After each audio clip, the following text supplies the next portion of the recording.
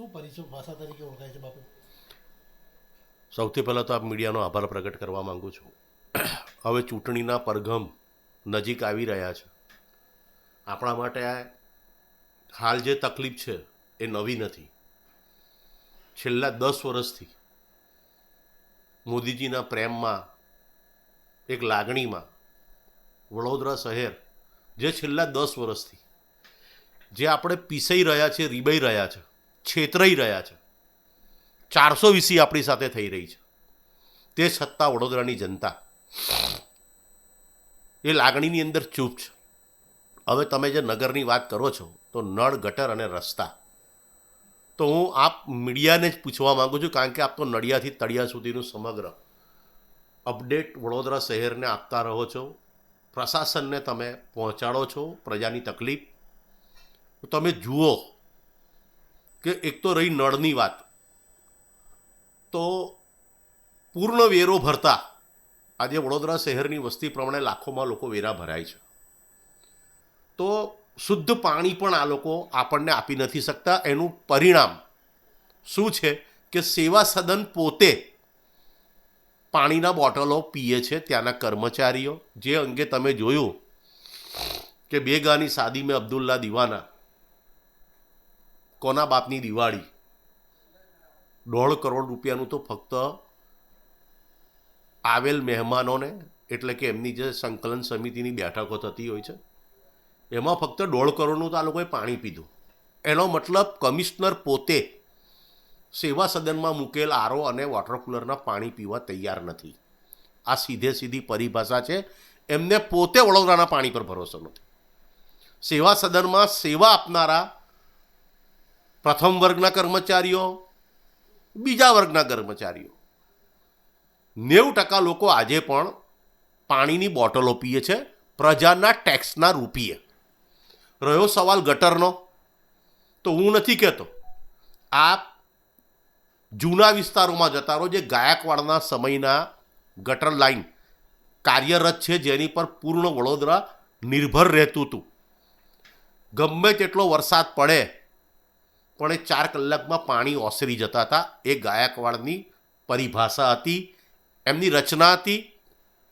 હાલ આપ ગમે તેટલો ઉનાળો હોય તોય ગટરો ઉભરાતી હોય છે. રહ્યો રસ્તાનો સવાલ, તો મને વડોદરાનો એક ખૂણો એવો બતાવો, એક ખૂણો કે જ્યાં અત્યારે ખોદકામ નથી.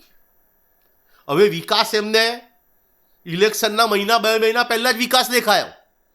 તો તમે આટલા 30 વર્ષથી તમારું શાસન છે અને જાણે કરોડો રૂપિયા તમે બજેટમાં ફાળવો છો નળ, ગટર ને રસ્તા માટે, અને વિચારો કે 2 મહિના પહેલાં રોડ બન્યો હોય, 4 મહિના પહેલાં મળ્યો હોય, એ જ રસ્તો વારંવાર ખોદવામાં આવતો હોય, તો 100% આ પ્રજાના પૈસા આપત્તિમાં અવસર લૂંટવાનો આ લોકોનો કિમિયો, અને વડોદરા માટે ખૂબ જ શરમજનક અને વડોદરાના સંસ્કારીજનોને શરમાવે, સંસ્કાર પર તમાચો મારે. આજે આપણે મળદાઓની દલાલી કરનાર સેવા સદનના આજે આપણે ટેક્સ પિયર એટલે ટેક્સ ભરતા લોકો છે કે આપણા સ્વજન માટે આ લોકો પર ડેડ બોડી શબ્દ વાપરી અને વિચારો કે કઈ રીતે પ્રજાનો રૂપિયો વેડફવો. અને આજે તમે કોઈ પણ કાર્ય તમે જોઈ લો કે આજે 5 રૂપિયાનું કાર્ય આજે ઈરાદાપૂર્વક 25 રૂપિયામાં કરવામાં આવી રહ્યું છે, અને એવું લાગી રહ્યું છે કે જતાં જતાં તમે બોરડી પરથી બોર તોડતા હોય અને બોરડી આખી પીખી નાખતા હોય કે બીજી વાર આપણે ખાટા મીઠા બોર આપણા પાસે આવ્યા કે નહીં આવ્યા. આ પરિભાષા અત્યારે વડોદરાના તમામ શહેરીજનો જોઈ રહ્યા છે. દુઃખની વાત, માપદંડ દરેક માટે અલગ છે. ચૂંટાયેલા સત્તાધીશો જે પ્રમાણે સેવા સદનનો દુરુપયોગ કરી રહ્યા છે, પછી એ દબાણ બાબતે હોય, એ લોકોને દબાણ દેખાશે, રાલી ગલ્લાવાળા સામાન્ય દેખાશે, નાના મોટા મધ્યમ વર્ગના ઓટલા દેખાશે. પણ આજે હું આપ મીડિયાના માધ્યમથી સેવા સદનને ચેલેન્જ મારવા માગું છું કે તમારામાં તાકાત હોય તો જે બિલ્ડરોએ ઇલીગલ દબાણો કર્યા છે કે પાર્કિંગની જગ્યા નથી છોડીને દુકાનો પાડી દીધી છે, અને તમે 2023 પછી એની ઇમ્પેક્ટ વસૂલીને એમને કાયદેસર કરી આપો છો. ત્યાં તમને દબાણ નથી દેખાતા? તમને 4 દરવાજા વચ્ચે દબાણ લારી ગલ્લા માટે છે. એક બી જગ્યાએ પાર્કિંગની જગ્યા નથી છોડવામાં આવી. ત્યાં તમે વહીવટ કરી નાખો છો, પૈસા ખાઈને ચૂપ બેસી જાઓ છો. વડોદરા શહેરમાં એટલા કેટલાય દવાખાના છે જ્યાં પાર્કિંગની અંદર પોતપોતાની સુવિધાઓ ચાલુ કરી અને આજે પાર્કિંગથી લોકોને વંચિત રાખ્યા છે. એ લોકોએ રોડ પર પાર્કિંગ કરવું પડે. આવા તો ઘણા બધા આ લોકોના ગેરવહીવટ છે.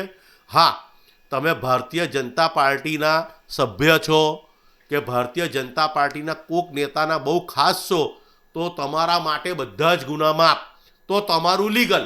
પણ ગરીબ માણસ હોય એ બિચારો, તમે કાલે ખાટુશ્યામ મંદિરે તમે જુઓ કે વર્ષે 11 પૂનમ આવતી હોય ત્યારે ફૂલ માળીઓ ફૂલ વેચવા બેસતા હોય ને આ લોકો ત્યાં દબન ગુજારી અને એમનો સામાન અથર વેથર કરીને જો એમનો ઉચકી લેતા હોય. આ વડોદરા શહેરના સંસ્કારીજનો આપણે તો મળદાની દલાલી ખાતા થઈ ગયા હતા. હવે વિચારો, આ સામાન્ય વર્ગને આ લોકો જનતા માનતા નથી, એટલે 100% વિનાશકાલે વિપરીત બુદ્ધિ વડોદરાની જનતા આ લોકોને કોઈ અંશે માફ કરે એમ નથી. કારણ કે હવે વડોદરા શહેરનું નવું નામકરણ ખડોદરા શહેર કરવા માટે વડોદરા જનતા વિચારી રહી છે અને એના માટે યોગ્ય સમયની રાહ જોઈને બેઠી છે. કોથરામાં પાનશેરી મારવાની વડોદરા શહેરની જનતાની તૈયારી થઈ ગઈ છે અને ઘણા વર્ષોથી પ્રસાદ વિતરણ કાર્યક્રમ નથી થયો. એ પ્રસાદ વિતરણ કાર્યક્રમની પૂર્ણ વ્યવસ્થા હવે થશે એવું મને 100% યોગ્ય લાગે છે.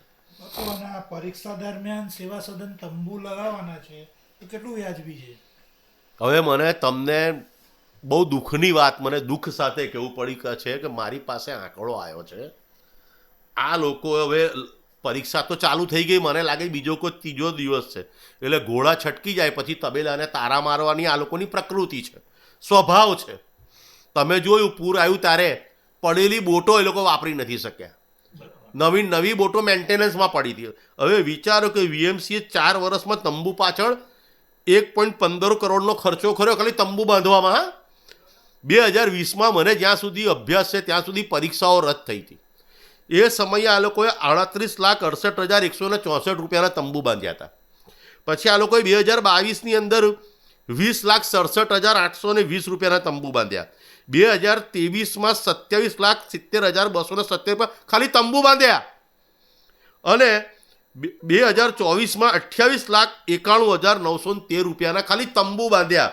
હવે આ તંબુમાં બી પાછું કેવું ખબર તમને? આ તંબુમાં બી વાલીઓએ પોતાના પાથરણા લઈને જવાનું અને તંબુની સાઇઝ એટલી હશે કે 15, 20 કે 25 વાલીઓ બેસી શકશે. ત્યાં કોઈ પંખાની વ્યવસ્થા નહીં, બફાવાનું એ એહસાન કરવાના. અને દુઃખની વાત એવી છે, મારા પરમ મિત્ર માનનીય સયાજીગંજના ધારાસભ્યને ચિંતા પ્રગટ થઈ અને એમણે સેવા સદનમાં લેટર લખ્યો કે ભાઈ પરીક્ષાઓ ચાલુ થઈ ગઈ છે, વાલીઓને તડકો લાગે છે, તંબુ બાંધો. તો હું કહેવા માંગુ છું, પરીક્ષા ગુજરાત સરકાર લઈ રહી છે અને કરોડો રૂપિયાની મેં લોકો શિક્ષણ વેરો ભરે જ છે. તો આ ખર્ચો સેવા સદને કેમ કરવાનો? આ ખર્ચો સેવા સદન શા માટે કરે? મોદીજી આયા, કરોડોનો ખર્ચો બતાવ્યો. અત્યારે એક મીટિંગ અમારે લાખોની પડી રહી છે. દિવાળી આવી, વડોદરા શહેરના ગરીબોને બિચારાઓને ચોકલેટ નથી મળી. સેવા સદનના કામ કરનાર ચોથા વર્ગના કોન્ટ્રાક્ટમાં કામ કરનારને 10 રૂપિયાની ચોકલેટ નથી આલી. આજે તમે 30-30 લાખ રૂપિયાની મીઠાઈ તમારા આક્કાઓને તમે આપો છો તો હું પૂછવા માંગુ છું, અમારા ટેક્સના રૂપિયાથી તમે દિવાળીમાં ગાંધીનગરના તમારા કયા આક્કાઓને મીઠાઈ મોકલી? અને એ 30 લાખ રૂપિયાનો હિસાબ અમને આપો તમે. હવે તમે અમને હિસાબ આપવો પડશે, અમારા ટેક્સના રૂપિયા છે. એ મીઠાઈ તમારા કયા આક્કાઓને દુલીરામના પેડા ગયા એ વડોદરાની જનતા હવે માંગવા જશે. અમે વડોદરાના શહેરને અમે વહીવટદાર માંગ્યા હતા અમારા, કે અમારો ટેક્સનો રૂપિયો યોગ્ય જગ્યાએ, અમારો ખૂન પસીનાની કમાણીનો રૂપિયો યોગ્ય જગ્યાએ જાય. પણ આ તો ભૂત ગયું ને પલિતાયું. કરોડો રૂપિયાના ખર્ચા. એક તો મોર બની થનગટ કરવાની અંદર નવરાત્ર પહેલા 44 લાખ રૂપિયા વાપરી નાખ્યા. એ જ નવરાત્ર લોકો કરે છે, એ જ સંસ્થાવાળા, એમનો 34 લાખ રૂપિયા ખર્ચો 9 દિવસનો થાય છે. તમારો 4 કલાકમાં તમે લોકોએ 44-45 લાખ વાપરી નાખ્યા અને ઝુમકો ખોવી નાખ્યો. પછી એ ઝુમકો શોધવા માટે તમે બીજા 54 લાખ રૂપિયા ખર્ચ્યો. એટલે અમે આ બાજુ પેડ કાપીને વેરો ભરતા હોય, તમે અમને શુદ્ધ પાણી નથી આપી શકતા, ગટર વ્યવસ્થા શુદ્ધ નથી આપી શકતા, સ્વચ્છતા નથી આપી શકતા, રસ્તા તમે બનાવેલા ખોદી નાખ્યા, પાછા રસ્તા એવા બનાવવાના કે 4-6 મહિના પછી ઠીંગરા મારવા પડે. એટલે ક્વોલિટી નહીં આપવાની, કારણ કે ક્વોલિટી આપી દો તો બીજી વાર કમાવા ના મળે. એટલે આ જતા પાવડા મારવાના. અને આપત્તિમાં અવસર આ લોકો અત્યારે બિલ આવ્યું કોરોના કાળ, આ જ્યારે પૂર આવ્યું તો એ પૂરની પરિસ્થિતિમાં જે કટોકટી, જે દુવિધા ફેલાઈ, કારણ કે લોકોના ઘરમાં પાણી, 70% વડોદરાવાસીઓ પાણીમાં હતા, ત્યારે આ લોકો કાંકડો આવ્યો, ખવડાયું બધા ટ્રસ્ટોએ, સ્વામિનારાયણ ટ્રસ્ટ, ઘણા બધા એનજીઓએ દિવસ રાત લોકોને જમવાનું પહોંચતું કર્યું. અને આ લોકો માલ ખાય મદારી, માર ખાય વાંદરું. અને આ લોકોએ બિલ કોર્પોરેશનમાં ફાડ્યા. એટલે ભાઈ તમે રેલ લેબલ પીતા હતા, તમે તો ફ્રેન્ચ સેન્ડવિચ ખાતા હતા, આ હોટલમાંથી મંગાવેલું છે પેલું. મેં જોયું કઈ હોટલમાંથી ખાવાના મંગાવ્યા છે આ લોકોએ. હવે પ્રજા બિચારી વલગતી હતી, શુદ્ધ પાણી માટે વલગતી હતી, દવા માટે વલગતી હતી, લોકો મર્યા. અને આ લોકો હોટલમાંથી, 5 સ્ટાર હોટલમાંથી મંગાવીને ભોજન કર્યું, એનું બિલ અમે જોયું. આ અમારે લોહીના આંખમાંથી પાણી પડે છે. શું વડોદરાની જનતા સુવરો તમને માફ નહીં કરે. હવે તમને પ્રસાદ વિતરણ કાર્યક્રમની જરૂર છે. હવે પ્રસાદ ખાવા તમે તૈયાર રહેજો. અમે તો ભૂત ગયું અને પલિત આવ્યું.